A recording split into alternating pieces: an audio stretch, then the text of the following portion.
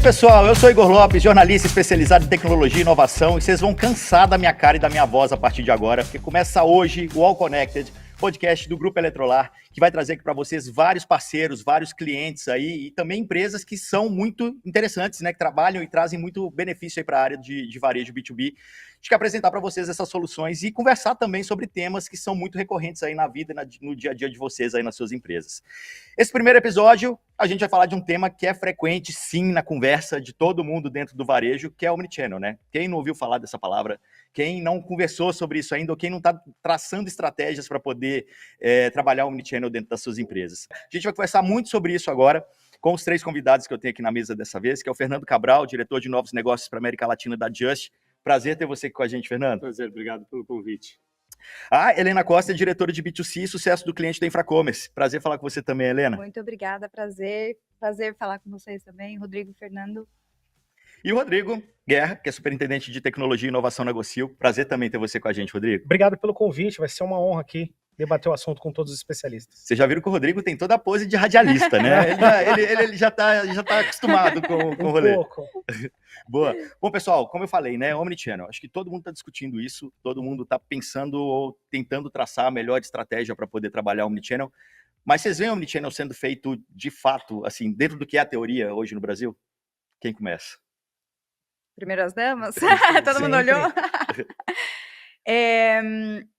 Eu vejo cases muito legais aqui no Brasil e eu acho que a gente consegue usar como referência e que estão muito próximo do que a gente enxerga mundialmente de conexão omnicanal. Mas talvez ainda não na extensão que a gente gostaria de ver, né, nas marcas da indústria, D2C e varejo, para o consumidor final. Acho que a gente tem alguns desafios importantes que precisam ser superados para que a gente consiga usufruir e estender isso da forma que a gente pode, né, a oportunidade que o mercado tem.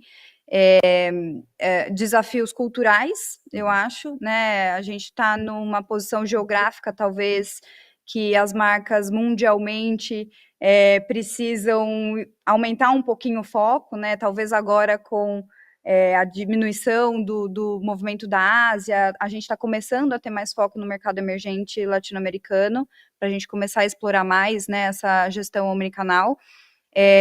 Mas eu acho que a gente também tem um desafio aí de tecnologia, e não por falta de tecnologia no Brasil, mas para que as marcas explorem e tenham mais punch para inovar aqui no Brasil.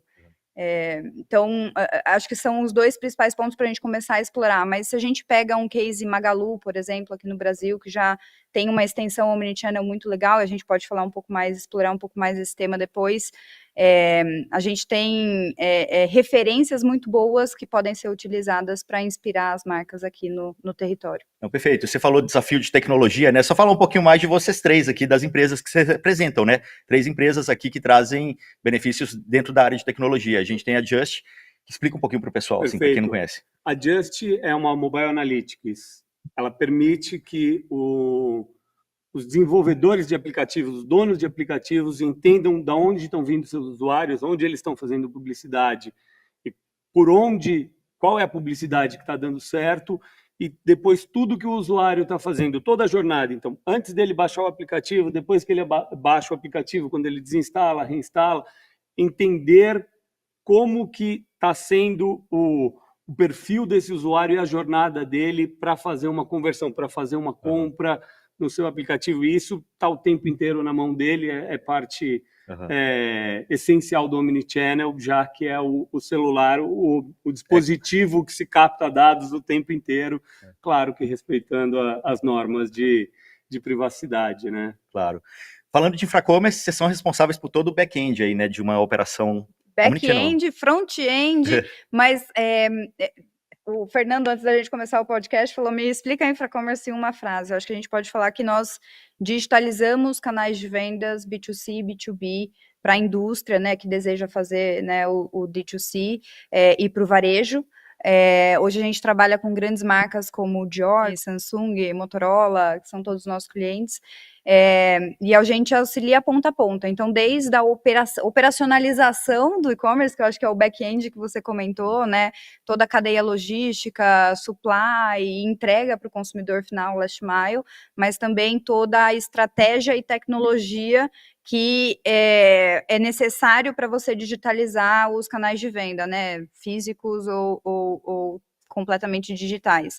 Então, plataforma, pagamento, estratégia, execução, tudo dentro de casa. A gente brinca que a gente faz o nosso trabalho bem feito quando o consumidor não sabe que é a Infracommerce que está fazendo, né? Porque nós somos um white label. Então, o consumidor precisa ver a marca Dior e não a marca Infracommerce. Nós somos transparentes na gestão do e-commerce. Isso é do muito canal de curioso, venda que vale dele. uma outra conversa de marketing tão legal, né? Porque como que você faz o marketing de uma empresa quando sua marca não aparece? Exatamente. Mas, Rodrigo, você também, você veio aqui em dose dupla, né? Porque você hoje está na Gocil, e acho que é legal falar um pouquinho da Gocil, mas seu background com tecnologia é muito grande também. A gente vai falar de outros cases seus aí ao Legal, longo da bacana. sua A carreira. minha chegada na Gocil tem 1 ano, a convite do CEO, o Paulo Goulart, para transformar na Gocil. Então, para quem está assistindo em casa, os nossos clientes, as pessoas devem estar perguntando, mas a Gocil é uma empresa de facilities, uma empresa de segurança e serviços, né? E de 1 ano para cá, nós mudamos o mindset a pedido do CEO, trazendo muito mais tecnologia e sendo a primeira empresa, genuinamente agora, este ano de 2025, sendo uma empresa híbrida, não só de segurança e serviços, mas de cybersecurity também. E aí eu trago esse nova roupagem, vamos dizer assim, para a Gocil, e a Gocil não é mais uma empresa, até brinco, a razão social dela era segurança e serviços, e hoje é tecnologia em segurança e serviços. Então a gente traz muito esse universo, conecta muito com o varejo, com grandes clientes, grandes players. Beleza, vamos contar muito caso aqui agora, né? Inclusive, Helena, você também vem em dose dupla, porque você também tem um curso na SPM, né? De quê? De Omnichannel. exato. E aí você levou vários cases legais lá. Você estava comentando já de Magalu e de vários outros aqui. Vamos falar mais um pouquinho sobre isso. Quem está fazendo Omnichannel direitinho por aqui? Cara, eu acho que a gente pode explorar um pouco mais o Magalu, mas antes, explicando um pouquinho, né, sobre o meu papel lá na SPM, eu também contribuo dentro da pós-graduação de Trade Marketing, e aí junto com o Marcelo Hermini, a gente criou aí um curso de extensão, um curso de mais curta duração. A gente sabe que a nossa vida é muito turbulenta e algumas pessoas precisam de algumas pílulas mais rápidas, né, para consumir o conteúdo e o aprendizado. E esse curso foi muito voltado para esse gestor ou esse empreendedor que precisava aprender de uma forma mais tática como implementar a estratégia Omnichannel, né? Então, através desse curso, a gente trouxe muitos profissionais de mercado que trouxeram muito conteúdo muito legal. Um deles é o Leandro, da Magalu, e ele que implementou, né, o marketplace na Magalu, enfim, um cara super crânio. E ele trouxe o case da Magalu no Brasil, isso foi final de 2023, eles já estavam, assim, quebrando banca com o Omnichannel aqui no Brasil. O Magalu sempre foi muito conhecido pela extensão e capilaridade, né? Eles sempre tiveram muitas lojas no Brasil inteiro, né? A gente brinca que em cada esquina, ou pelo menos em uma por cidade tem, né? Uma Magalu. E em algum momento eles entenderam que isso era uma oportunidade, né? Porque um dos desafios do Brasil é como você explora uma região tão grande e como você garante o nível de serviço de entrega para o consumidor final dentro desse território, né, gigantesco. E esse é um dos nossos desafios D2C dentro do mercado do Brasil, né? Eles entenderam isso como uma oportunidade, né? Eles estavam muito próximos do consumidor. E aí, final de 2023, assim, eles já tinham tornado eles já tinham mais de 70 mil pontos de agência, de drop-off, né, deles, que facilita muito o processo de troca e devolução, né, e etc. Eles já tinham mais de 1.000 lojas dentro do portfólio deles, operando como ship from store, né, então, isso não só contribuiu com o aumento de portfólio dentro do canal, né, mas também no nível de serviço para o consumidor, com custo de frete, mas também tempo de entrega, né, que é um dos diferenciais muito grandes hoje, né, do mercado. E isso já estava representando, assim, mais de 20%, 30% do share de volume de venda ali do canal, né? Então, quando a gente olha para o cenário omnichannel, e é uma palavra, a gente gosta de dar nome para as coisas, né? E é uma palavra que a gente vem ouvindo já há mais de 5 anos, né? Dentro do mercado de inovação e de digitalização ali. Mas nada mais é do que você centralizar a sua estratégia e a sua jornada com um olhar para o consumidor, né? Independente do canal que ele está entrando. Então, eu acho que eles foram muito assertivos nessa estratégia, com esse olhar consumer-centric e muito enviesado em nível de serviço e performance ali do canal. Eu acho que é muito legal quando a gente traz case, pelo menos a minha cabeça fica borbulhando e tentando fazer engenharia reversa. Como é que o cara conseguiu fazer isso, né? Você estava falando de chegar na última milha aí. 2 edições atrás da revista Eletrolar, a gente fez uma entrevista de capa com o pessoal do Bemol. Bemol é um grupo que manda ali na Amazônia, né, nos 4 estados da Amazônia. E eles têm exatamente essa questão de como chegar na última milha, principalmente se você fala numa Amazônia que representa 20 e tantos % do território brasileiro, com 4% da população e 2% do PIB.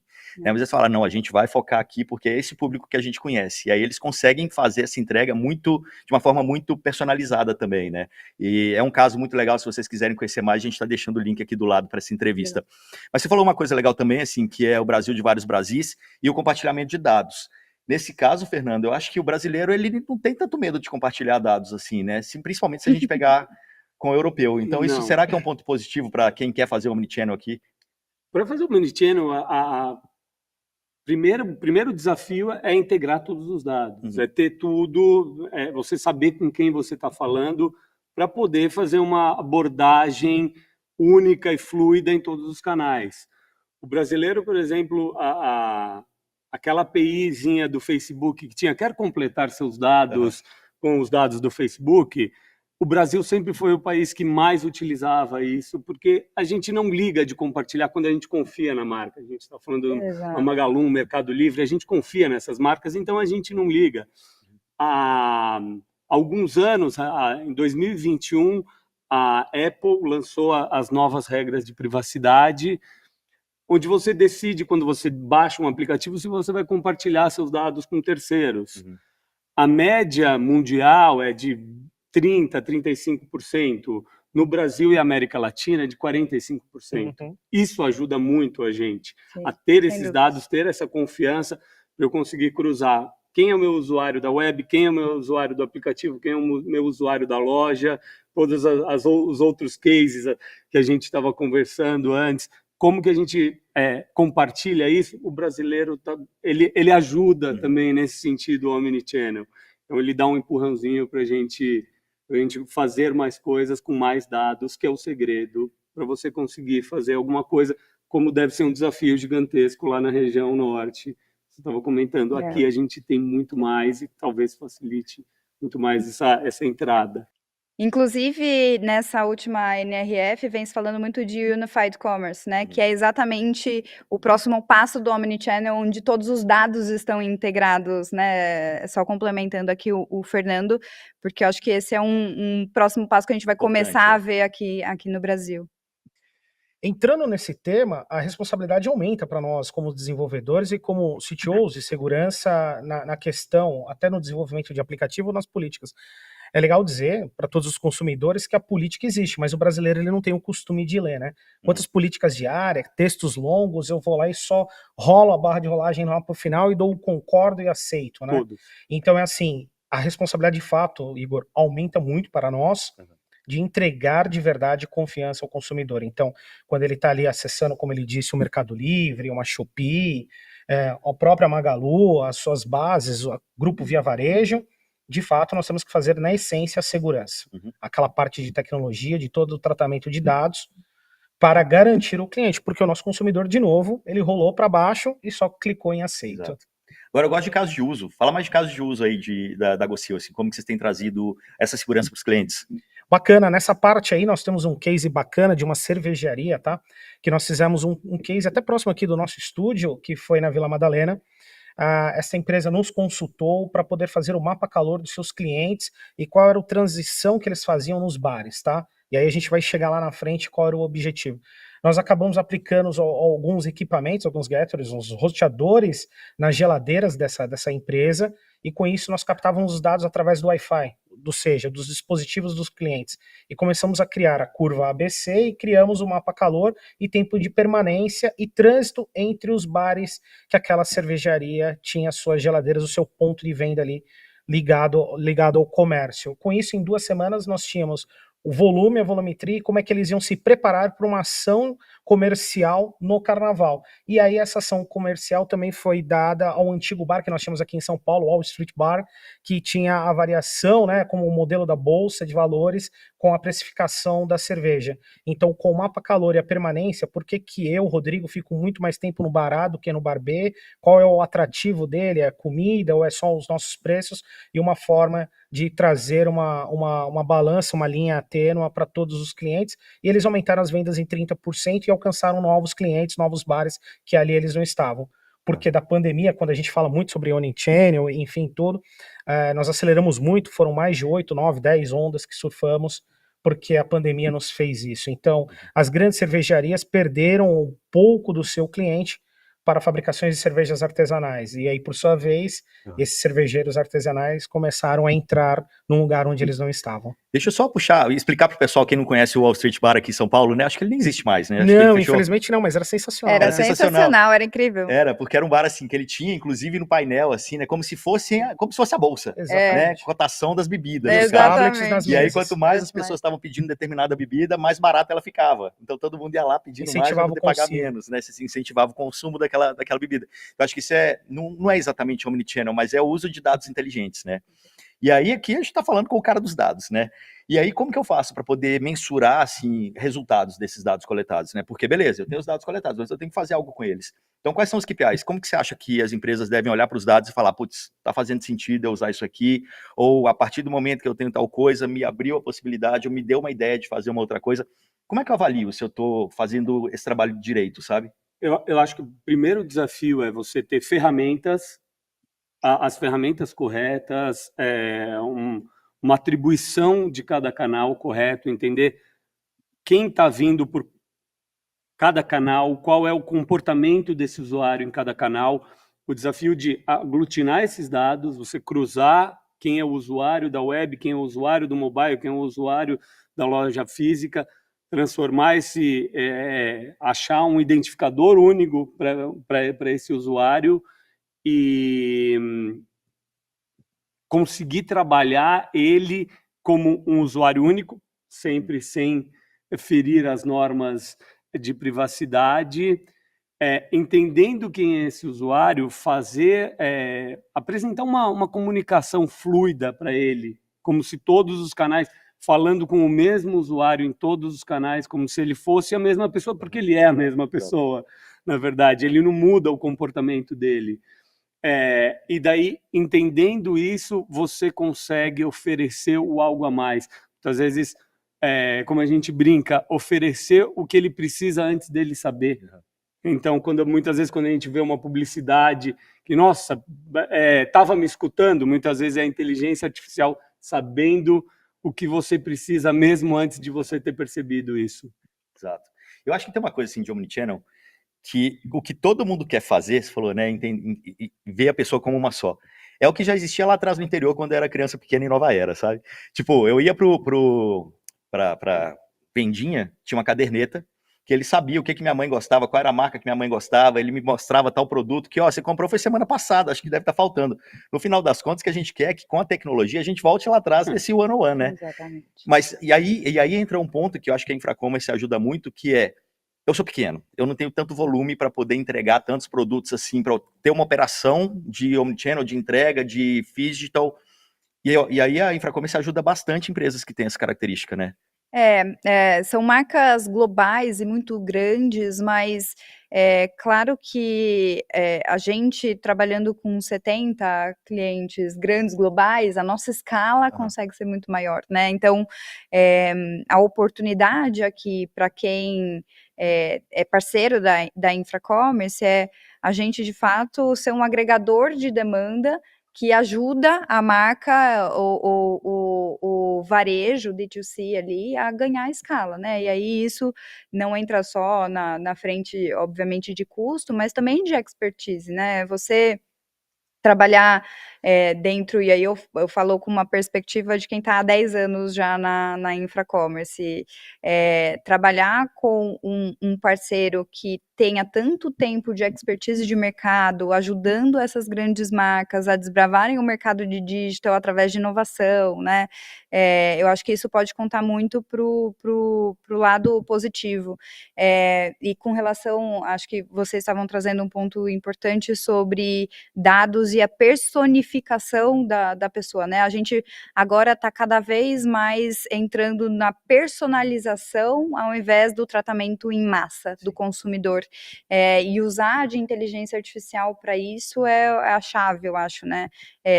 Através das inteligências artificiais e dos dados, a gente consegue prever o comportamento desse consumidor e ajudar, por exemplo, acho que o Fernando estava falando aqui de um case legal, a você sugerir o produto específico para aquele momento do consumidor. Então, a gente tem algumas marcas, por exemplo, do mercado de joia, e a gente estava conversando essa semana com um parceiro que ainda não explora a inteligência artificial, e a gente estava levando essa inovação para eles através das vitrines, né, artificiais ali, e de sugestão de produto, assim, para o consumidor. Então, a mulher entrou para comprar um acessório com uma pedra verde, não tinha o acessório que ela buscava, e a gente complica muito a jornada desse consumidor. Ela tem que voltar para a vitrine, vai para o filtro, procura no filtro qual que é o produto com pedra verde que ela precisa buscar, ao invés de ter simplesmente uma vitrine ali embaixo do produto que ela entrou,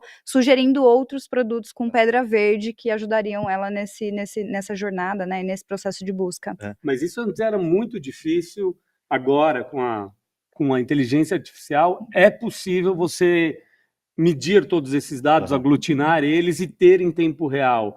Tem metodologias muito antigas que não eram possíveis de ser aplicadas antes, né? E agora elas são. E mesmo inteligência artificial, no caso da busca, a Amazon, Estados Unidos, está usando o Rufus, né? Que é muito legal. É um chat GPT Rufus é incrível. Na Amazon. Quero um brinco de pedra verde que eu busquei semana passada. Sei lá, ele vai mostrar, mesmo que seja o out of stock, ele vai mostrar para você. É isso aí.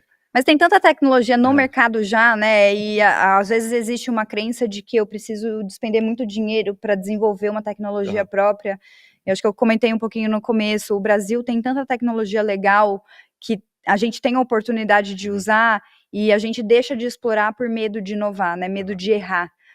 Então, acho que tem muita coisa legal aí que as marcas podem usar de referência. E eu vejo também não só essa automação na ponta para o usuário, mas também dentro da tecnologia, como a inteligência artificial para quem pilota a ferramenta está ali e fazendo, mas qual é a minha campanha que teve a melhor performance? Agora automatize essa campanha para mim, agora me dê um alerta caso aconteça alguma coisa. Então, ter o profissional capacitado que saiba fazer a pergunta certa para a inteligência artificial ajudar a gente a criar toda essa campanha fluida, todo esse processo de vendas é essencial e é uma coisa que vocês já estão fazendo lá no curso, eu acho super bacana. Fernando, a Melissa, para que você tenha uma ideia, o que é caro hoje na fabricação de sapatos é a modelagem, né?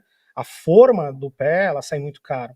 E você tem que, para ter ganho, fazer grande massa e grandes vendas. A Melissa, ela implantou a inteligência artificial recentemente, há alguns meses, para a parte dos vendedores, ou seja, eles saberem o que eles têm no estoque, como oferecer de forma mais assertiva ao consumidor quando entra e acessa a sua loja, não só mais nas suas plataformas digitais, mas nos seus pontos de venda mesmo, que estão em shoppings, em grandes centros comerciais.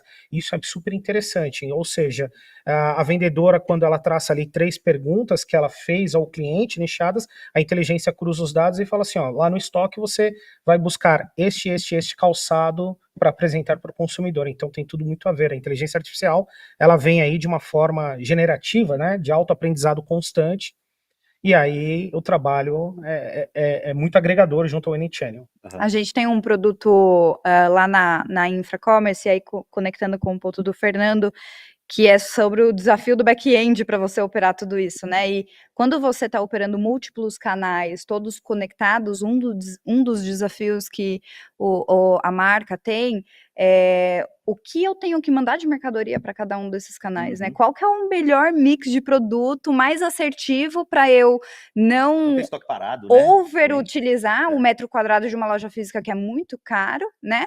Ou eu também não subutilizar e mandar pouca mercadoria, deixo de vender, né? Então a gente tem um produto próprio, que é uma inteligência artificial, que ajuda essas marcas a preditivamente mandar o estoque mais assertivo para cada uma desses canais de venda, e ajuda a monitorar também qual que é esse estoque, né? Então, um produto que talvez esteja tenha um giro baixo numa loja aqui de São Paulo, porque está fazendo frio, né? Se for uma marca de moda, ele sugere mandar para uma loja lá de Salvador, por exemplo, onde está fazendo calor e o giro está mais alto. Então, a gente ajuda, né, o empreendedor ou a marca a fazer essa gestão do portfólio também, que é um dos grandes desafios de você operar múltiplos canais de venda. Não, acho que é isso, assim, é o tanto de tecnologia que já existe, o tanto de casos que a gente está contando que já é real no Brasil, né? Acho que você que atende linha branca também, acho que é muito possível, quando a gente tem uma Just por trás, unificando esses dados, eu saber, por exemplo, que tal pessoa comprou uma geladeira 7 anos atrás, e o tempo de desgaste dessa geladeira para comprar outra é 7 anos. Então está na hora de eu começar a apresentar anúncio de geladeira para essa pessoa, porque provavelmente ela já está incomodada com alguma coisa da geladeira dela. Tudo isso é possível fazer hoje. Sim, a gente vê as marcas de linha branca, por exemplo, focando muito, obviamente, Black Friday e utilizando, e daí vai muito nisso que a gente falou, do histórico, dele já ter esses dados para ele conseguir trabalhar o que ele vai fazer no futuro. Mas também do case que a gente estava falando, que às vezes você não precisa de tanta tecnologia, que, por exemplo, na CTV, na TV conectada, tem um case lá de fora da pessoa assistindo alguma coisa, quando ela dá uma pausa de 5 minutos, a hora que ela voltava, uma propaganda de papel higiênico. Então, pode ser que essa pessoa passou um aperto nos últimos minutos ali, não tinha. Com certeza, na hora ela vai clicar e daí sim você vai ter os dados. Mas antes foi uma coisa muito simples, muito intuitiva, que você não precisava de dados, e daí sim você vai guardar os dados dessa pessoa, você vai captar quem ela é para conseguir fazer todo esse cruzamento para as outras tecnologias e as outras abordagens. Olha que interessante, você falou de 5 minutos, me veio à memória aqui um case interessante do iFood. Recentemente, conversando com o CEO do iFood no Brasil, ele disse que o maior desafio dele, só para vocês terem uma ideia, é quando existe o jogo de futebol Corinthians e Flamengo. Sabe por quê? Não precisam os dois estarem jogando ao mesmo tempo, mas se Corinthians estiver aqui em São Paulo jogando hoje e amanhã Flamengo, nós temos um problema de entregadores que não teremos para atender, porque estão jogando, porque predominantemente são corintianos, e no Flamengo, no Rio de Janeiro. Qual foi a estratégia, utilizando inteligência artificial, para que o iFood superasse essa necessidade para atender também a outra ponta, que é o comerciante que está vendendo aquele produto de alimentação? Antecipar o desejo do consumidor. Então, horas antes do jogo, ou minutos antes, dentro de uma programação escalada, né? Então vai dar por volta de 40 minutos, ou chega lá um pop-up para o Fernando, pelo aplicativo dele do iFood, dizendo assim: Fernando, que tal um espetinho e a sua cerveja gelada para o futebol hoje? Aí o Fernando olha e fala: é verdade, né? Eu não quero parar de assistir o jogo para poder ir lá pegar. Se adianta a demanda, né? Adianta a demanda. Agora eu vou. Eles adiantando demanda, eu ainda tenho o entregador. Então eles superaram esse desafio através de análise comportamental por inteligência artificial e antecipando o desejo do consumidor. É interessante isso, né? Muito legal. Tem alguma armadilha no meio disso tudo? Assim, o que as pessoas têm errado? O que vocês têm visto de grandes gaps no mercado e que podem ser cruciais aí para uma estratégia não ser bem sucedida? Eu acho que tem um desafio grande quando a gente fala do varejo, que é como você engaja os vendedores nessa estratégia omnicanal. É um desafio grande, porque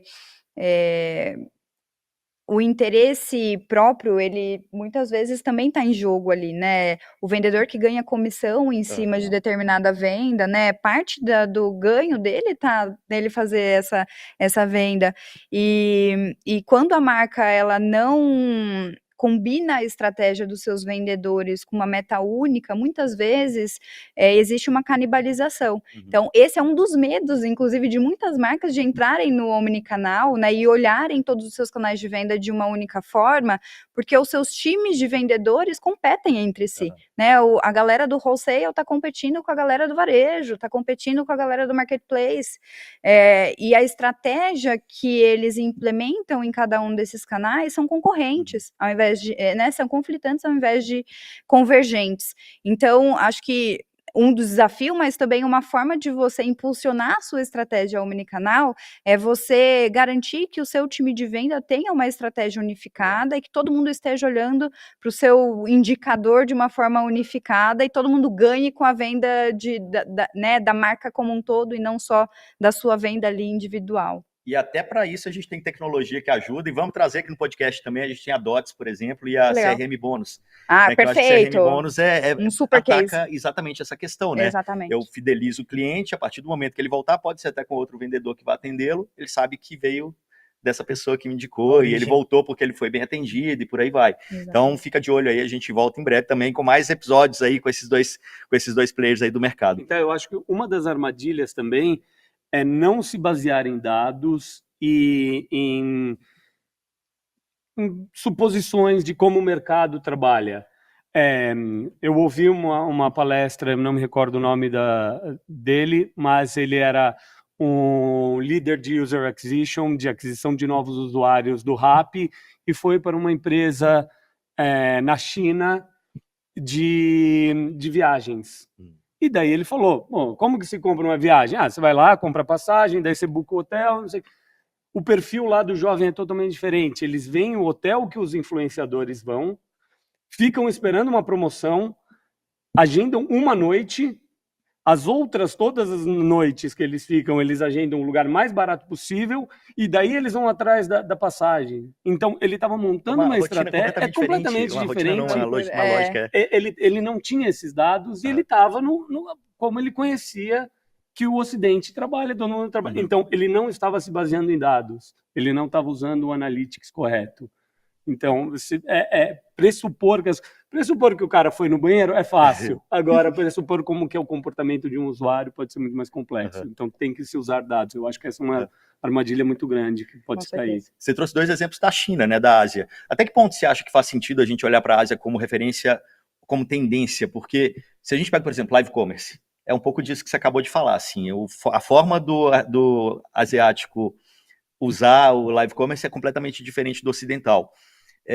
Você conseguiu encontrar um método para saber, não, essa tendência aqui tem muito mais chance de acontecer no Ocidente do que essa outra? Vocês conseguem olhar para lá e pensar um pouco disso? Assim, por exemplo, as lojas que você entra e grab and go, essas começaram lá há muito tempo atrás e estão um sucesso nos Estados Unidos, enfim. Tem coisas que realmente se replicam, tem outras que às vezes funcionam para culturas, né? Culturas diferentes, eu não consigo... São cases que são legais serem analisados, mas não sei se podem discordar. Não sei se são completamente aplicáveis no nosso cenário brasileiro.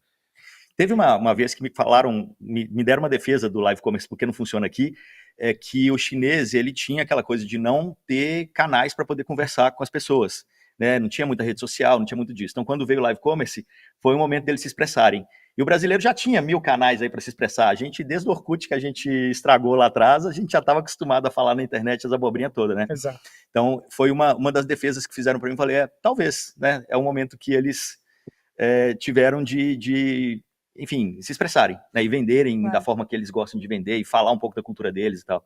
Eu acho que essa um gancho legal, é que muitas vezes a gente já está preparado para muita coisa por essa diferença. Então, por exemplo, a gente tem soluções para você medir a atribuição para PC e para consoles de videogame, né? Onde existe publicidade já, e é fortíssimo no Japão, que a gente tem um share de mercado gigantesco, e em alguns lugares da Ásia. Aqui a gente quase não vê. O CTV que a gente falava antes, nossa, também. Na Europa, nos Estados Unidos, já bomba a publicidade em CTV. Aqui a gente ainda está muito no ovo e na galinha. Quem que faz? Eu não estou preparado porque as marcas não estão. E agora a gente está começando a acelerar, vendo Serasa fazer bastante coisa, vendo Stone, várias marcas fazendo muita coisa, e a gente já está preparado. A hora que vai começar a tecnologia já está prontinha, que os caras já estão quebrando pedra faz 2 anos. Não, coincidência, ontem minha WebOS TV atualizou, e aí tem vários aplicativos, várias coisas que você consegue colocar ali, começa a aparecer, né, os posts, igual na aba do Chrome ali, né, as sugestões, tanto de publicidade quanto de, eu coloquei lá, tipo, só para experimentar mesmo, em tempo real, resultado de jogos XYZ, ou notícias de Fórmula 1, fico colocando e vai, né, dando os pops ali na hora que você quer. Então é um pouco disso chegando por aqui, né? E daí ele sabendo seu time já mostra um negócio, a camisa na hora para você Foi comprar esse e dar o clique. Exatamente. Eu estava numa palestra pós-NRF essa semana, e eu ouvi uma coisa que talvez se aplica muito num contexto americano, mas se aplica muito. Nem tudo que passou pela NRF, por exemplo, que é a maior feira, né, de varejo ali do mundo, nem tudo que passou pela NRF vai se aplicar no Brasil. Mas toda a inovação que a gente vê no Brasil, com certeza, em algum momento já passou por uma feira grande como essa. Então, a gente precisa ficar com a antena acesa. O live commerce é um exemplo desse, que talvez não tenha entrado ainda na mesma esfera que a China, né, tem, mas com certeza em algum nível existe aplicabilidade, e a gente está vendo isso cada vez mais. O próprio TikTok já comunicou que agora, segundo semestre, começa, né, a ter venda através do aplicativo aqui no Brasil. Então, talvez o timing disso seja diferente, mas a gente precisa ficar com a anteninha ligada, porque muita coisa que acontece nesses países vem para cá. Tem uma ferramenta que a gente não falou aqui, o WhatsApp, né? Acho que o WhatsApp para Omnichannel é o canal, né? Porque 99, não sei quantos % da população brasileira está no WhatsApp. Já é utilizado, né? Sim, já está lá, né? Já é mais tá fácil. O que dá para ter de insight, assim, com uma ferramenta como o WhatsApp, associada a outras? Se eu pego um chatbot no WhatsApp, se eu faço atendimento pelo WhatsApp, se eu vendo pelo WhatsApp, eu tenho o telefone dele, aí eu entro na Just e sei o que ele está fazendo, até onde dá para ir? Eu acho que entra muito numa coisa que a gente estava falando antes, Rodrigo. Dá para ir longe, mas até onde a gente pode ir, né? Até onde? Olha, Igor, você não estava, mas nós geramos no bastidor aqui, nós três, 5 perguntas que a gente não o mercado do varejo, por favor, mas o mercado global aí, por causa da Lei Geral de Proteção de Dados. Conta até onde, quando... Não, isso é matéria para um próximo podcast. Tá, vamos deixar uma chamada para o manga. próximo podcast. Na manga, tá guardado. Mas o Fernando, ele foi feliz nesse comentário. Tudo é possível, mas quando a gente vai falar até de omnichannel, unicanalidade, eu vejo que o CRM ele tem que ser importante até para não conflitar com os vendedores que estão nas lojas, que é o maior desafio, e as empresas, de fato, muitas vezes, quando vamos falar sobre tecnologia, nós não estamos mais falando porque a gente gera valor, né, não custo, e eles não estão mais, essa barreira já foi superada, não é mais valor nem custo, é conflito. Tá, mas se eu investir nessa área, aquele meu vendedor, como é que fica, tal. E ainda nós temos uma parcela ainda grande que vai à sua loja física para ter a experiência. Por exemplo, a Polishop predominantemente web commerce, mas ela tem as suas lojas. Mas por que ela tem os pontos de venda? Não só para o cliente querer retirar o produto, mas também para ter a experiência, adquirir. Muitas vezes ele toca no produto, ele faz a experiência do produto e ele sai de lá não levando o produto e ele volta no site e faz a compra, né? Sim. Existe uma grande loja de brinquedos que eles se preocuparam aqui no Brasil em colocar pelo menos um modelo de um brinquedo em cada loja e não manter um estoque alto, porque também é um custo, 1 metro quadrado, como a Helena falou. Então o que acontece? Mas por que tá aquele brinquedo? Que é para o pai, a criança todo mês ir na loja, experimentar aquele brinquedo e depois fazer aquela conversão. A Lego, por exemplo, é um desses cases que tem aqui nos grandes shoppings de São Paulo. Então, tudo isso são desafios. E, de novo, a tecnologia hoje não é aquele bicho de 7 cabeças e também não é uma coisa absurda, muito cara. Nós falamos aqui de 2 grandes empresas que já têm, até com plataforma white label, que hoje todo mundo deseja isso, né? Eu acho que a primeira pergunta quando vão consultá-los é o white label. O Fernando também deve bater muito nisso. Sua aplicação é white label? Vocês, Gocil, vão aplicar o white label? Sim. Sim, para nós é tranquilo e eu não preciso do marketing, porque o meu cliente é meu embaixador da minha marca, eu acredito que de vocês também, então isso é um evento natural, mas ainda temos esse desafio para ser cumprido. Perfeito. A gente também recentemente implementou a estratégia talvez contrária paralela, desculpa, à estratégia que eu estava comentando de como você otimiza seu espaço de metro quadrado em shoppings aí de high-end, high-ticket, mas tem uma capilaridade importante e tem um portfólio limitado, né? Um produto muito de desejo, exclusivo, exatamente. Então, ali a gente enxergou a necessidade de ter uma vitrine infinita, né? E para que, de fato, a gente utilizasse o warehouse onde a gente tem a maior parte do portfólio como uma vitrine virtual dentro das lojas físicas e o consumidor pudesse acessar esses produtos de uma forma rápida, ele consegue receber no mesmo dia, por exemplo, aquele produto, como se ele estivesse saindo do shopping e já estaria recebendo o produto dele em casa. E a gente viu uma oportunidade grande aí, onde quase 10, 20% do share de venda já vem através desse canal, e o engraçado é que o consumidor que vem através desse canal omnicanal, ele normalmente gasta 20% mais do que um consumidor normal. O ticket médio desse cara é maior. Então, acho que um ponto importante para todo mundo colocar na cabeça sobre omnicanalidade, através do olhar consumidor, é que você está fidelizando esse cara, né? Mas você também tem uma oportunidade inexplorada e monetária para te ajudar a rentabilizar o seu negócio. Não, aí já entra outros assuntos, retail, marketing, e por aí vai. Tem muitas outras camadas para a gente poder trabalhar aqui nos outros episódios também, né? Bom, acho que o outro caso curioso, você falou muito da Armani agora, mas tem a Dior também. E ao contrário da Dior no Brasil, ao contrário da Armani, no Brasil a Dior não tem tantas lojas físicas assim, né? Tem uma loja no aeroporto de Guarulhos. Exato. E um outro espaço ali no Shopping Cidade Jardim. São só 2 pontos de contato físico. Então, como fazer omnichannel quando eu não tenho tanto contato físico com o cliente brasileiro? É porque ele é internacional? É porque ele vai nas outras lojas e... Como que se faz omnichannel dessa forma? Eu acho que tem algumas coisas que estão conectadas nesse sentido, tanto quanto desafios e oportunidades, e um pouco do que eu falei. A Dior é uma marca super tradicional, né, do mercado de luxo, uma das maiores do mundo, pertencente ao grupo LVMH. E apesar de super tradicional, eu sempre falo para a Dani Otta, que é a General Manager da Dior, eles são muito inovadores, assim, é uma marca que tem isso, pelo menos aqui no Brasil, né, onde eu estou muito próxima, esse sangue de inovação, e eles são sempre percursores desse movimento aqui no Brasil. O mercado de luxo demorou muito para chegar no mercado de digital, né, foi um dos últimos que começou a explorar a digitalização, porque tradicionalmente o espaço físico de encantamento daquele consumidor, né, ele sempre foi muito prezado. Então, a Infracommerce ajuda muito as marcas de luxo a fazer essa digitalização, né, Hermès, a própria Armani, Grupo Estée Lauder, né, com a MAC, Clinique. Mas o case da Dior foi muito legal, porque dado que eles não tinham loja física no Brasil, eles têm uma loja muito nichada, né, dentro do aeroporto, a gente viu que tinha uma demanda suprimida ali, talvez, né, que estava sendo inexplorada. E esse case começou em janeiro do ano passado, através de uma pop-up no Copacabana Palace. São lojas flagship temporárias, né, que a gente ajuda a viabilizar através de um produto de tecnologia da Infracommerce, que a gente chama de POX. Esse produto, ele também é seamless, white label, né, então dentro daquele espaço físico, através da experiência proporcionada da Dior, eles fizeram um super spa incrível dentro do Copacabana Palace, que, né, que as elegantes chiquérrimas podiam ir lá, né, criam o desejo daquele produto e podem vender aquele produto naquele mesmo espaço.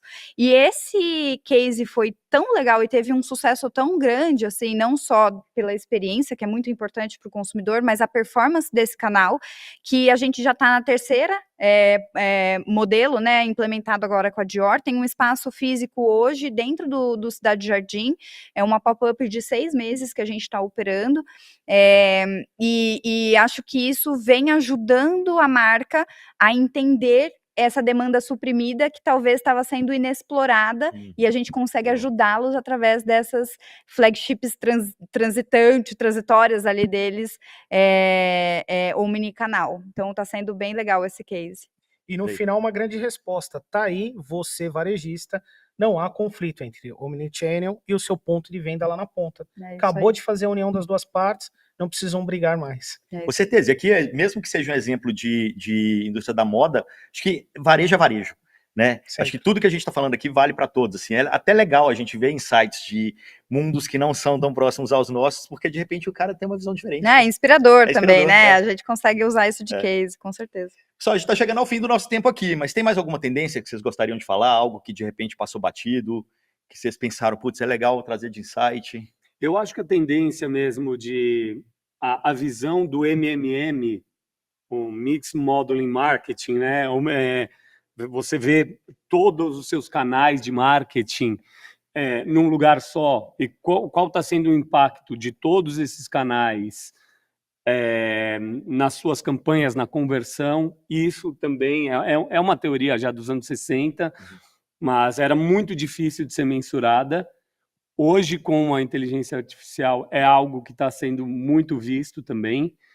E a incrementalidade, entender se, por exemplo, no caso do mobile, se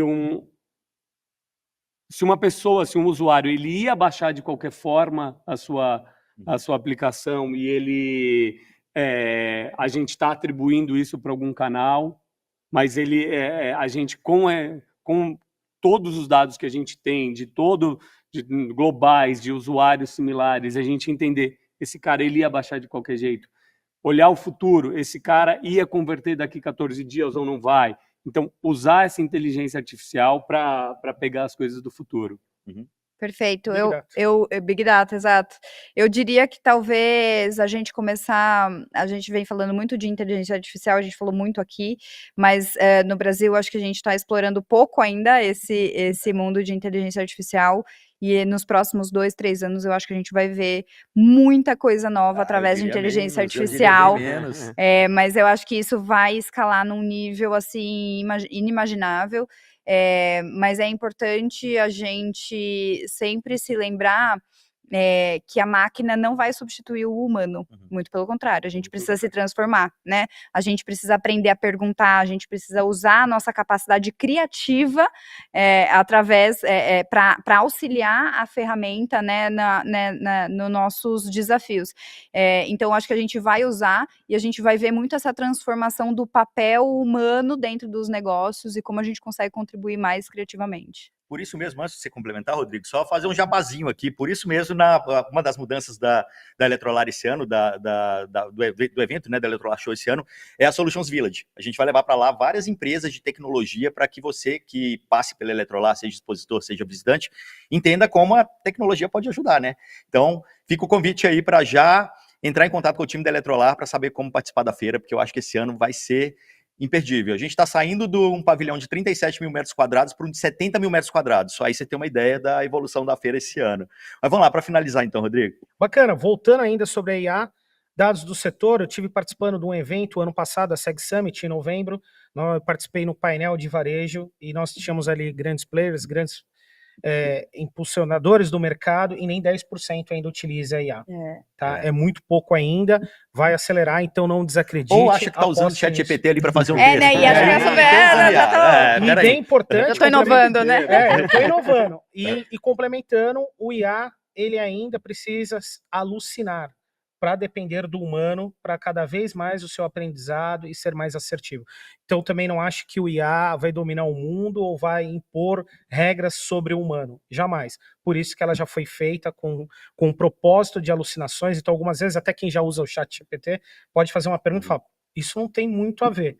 Justamente provocando para que ela seja cada vez mais assertiva para o bem da humanidade e não contra a humanidade, é isso. Eu acho que nesse caso tem os guarda-reios também, né, pra gente poder saber para que lado a gente deve ir, que fontes a gente vai usar, enfim. É uma outra história também, é uma outra conversa mais tecnológica aqui que a gente gosta, né? Bom, só para fechar então, pessoal, Omnichannel, quando a gente pensa na nova geração, ela já nasceu Omnichannel, né? Ela já nasceu na inteligência artificial agora, a turma que está nascendo agora. Será que esse termo vai ficar obsoleto daqui a um tempo? Será que a gente, daqui 5 anos, vai falar Omnichannel? Essa palavra vai existir ou ela vai ser aquela coisa tipo, nossa, lembra quando a gente falava de Omnichannel? O que vocês acham? De novo, né? A gente gosta muito de dar nome para as coisas. Então, eu acho que a palavra Omnichannel, em algum momento, vai ficar obsoleta. Mas a gente está ouvindo falar cada vez mais de Unified Commerce, né? X-commerce, independente do canal, você vai atender o consumidor, porque ele é o centro, né, da jornada. Então, eu acho que cada vez mais a gente vai ouvir falar de Unified Commerce, esse conceito onde todos os dados estão integrados e você olha o consumidor como pessoa e não ele apartado, independente do canal. E eu acho que daqui a algum tempo, ainda não consigo estimar enquanto, mas a gente vai começar a enxergar cada vez mais os assistentes pessoais, agentes pessoais, através de inteligência artificial, apoiando na jornada de compra do consumidor, e aí é um papo, né, mais maluco para a gente explorar depois, mas os assistentes pessoais fazendo a jornada de compra ao invés do consumidor. E aí vai ser um mundo muito louco que a gente vai precisar explorar depois. Exato. Vocês assinam com a relatora? Sim. Ou complemento? É isso. É isso, é Um isso. pouquinho de medo, mas assim... Mas é isso, esse é o futuro. Essa é a tendência. Essa é a tendência. Perfeito, pessoal. Bom, a gente está acabando esse episódio agora, mas se quiserem entrar em contato com os três, a gente está deixando aqui embaixo também os links dos LinkedIns. Acho que é o melhor caminho para entrar em contato com vocês, né? Legal. LinkedIn aí, pessoal, continuar essa conversa, tirar alguma dúvida, de repente entrar em contato também, porque gostou da solução, vai saber, né? De repente a gente gera alguma venda aí também, tá tudo certo. Bom, pessoal, é isso. Essa edição do podcast All Connected do Grupo Eletrolar fica por aqui. A gente volta na próxima semana. Até lá. Obrigado, pessoal. Obrigada. Obrigado. Foi ótimo.